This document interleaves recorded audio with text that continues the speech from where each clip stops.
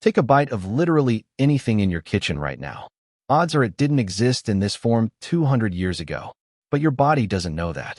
It's still running on instructions written over 3 million years ago for a world that no longer exists. Your earliest ancestors weren't skilled hunters. For a couple million years, they were opportunists near the bottom of the food chain, waiting for something more dangerous to eat first. Picture the savannah. A predator makes a kill, eats the best parts, and moves on. Other scavengers, jackals, vultures, hyenas with bone-crushing jaws, clean up what's left. By the time an early hominin arrived, almost nothing edible remained on the surface. Almost. What those animals couldn't reach was sealed inside the skeleton, marrow packed into a thigh bone, fat packed into a skull. Getting at it took a sharpened rock and a hand steady enough to use one. That was the edge.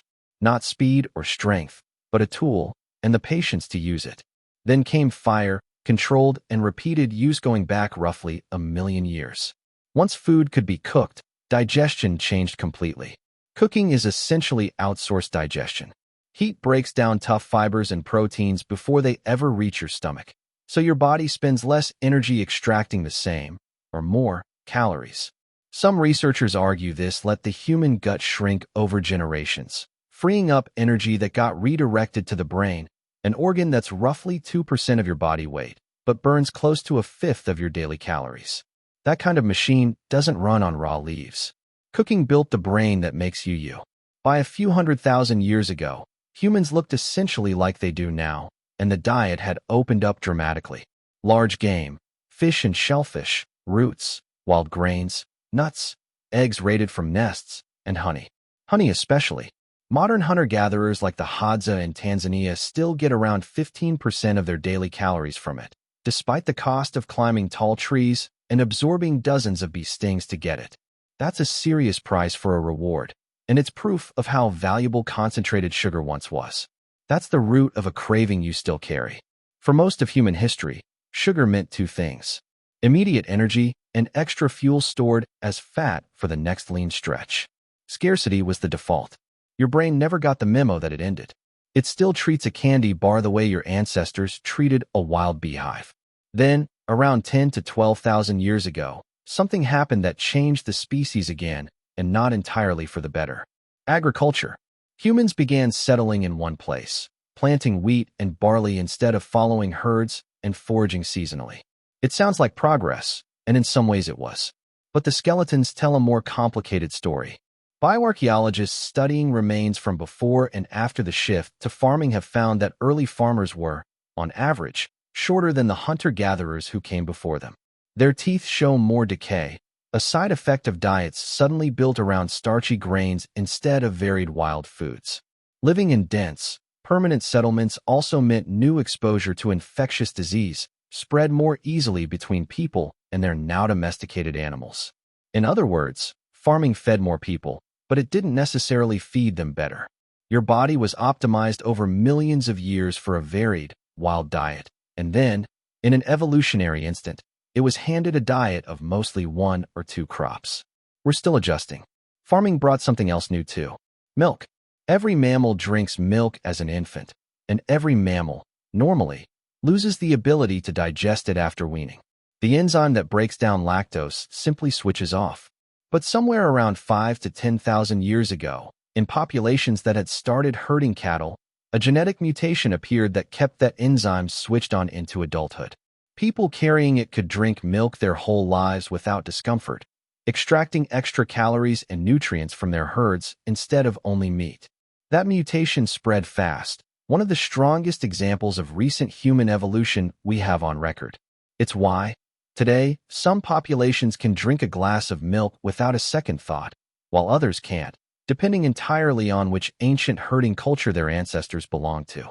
Salt tells a similar story. Your body needs sodium to keep nerves firing and muscles working, but for most of human history, it was hard to come by inland, away from the coast. Communities without natural access to it developed trade routes just to acquire it, sometimes traveling enormous distances for something we now shake on a fries without thinking. That's why salt, like sugar and fat, sits near the top of your cravings.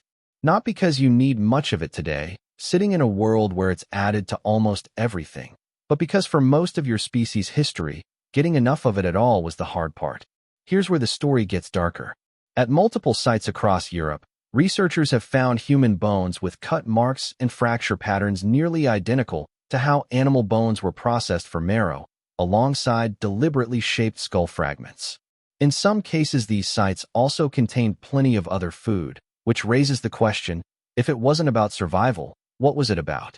The leading interpretation, backed by detailed wear analysis on the bones, points to ritual. A funerary practice tied to symbolic meaning we can't fully reconstruct. This wasn't an isolated one-off. It shows up repeatedly across different regions and time periods, suggesting it was a known, if rare, part of the human behavioral repertoire. Not the version of prehistory we like to imagine, but one the bones make hard to deny. One more habit connects directly to your fridge. Early humans didn't always eat meat fresh. A large kill produced more food than one meal could use, and there was no refrigeration.